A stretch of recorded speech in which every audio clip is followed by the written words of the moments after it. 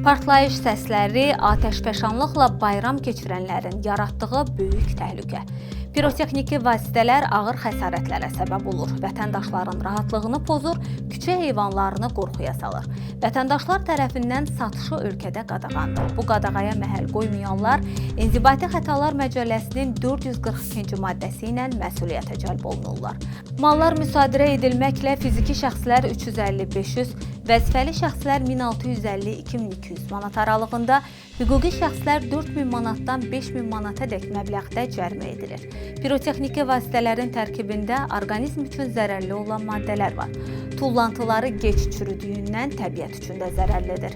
İstilik, günəş işığı səbəbilə qəfil partlayış təhlükəsi olduğuna görə onların evdə saxlanılması yol verilməzdir. Müşahidələr göstərir ki, hər il xüsusilə yeni il günü qeyri-qanuni yolla əldə edilən bu vasitələr səbəbilə xəstəxanalara yanıq xəsarətləri, müxtəlif travmalarla müraciət edənlərin sayı artır.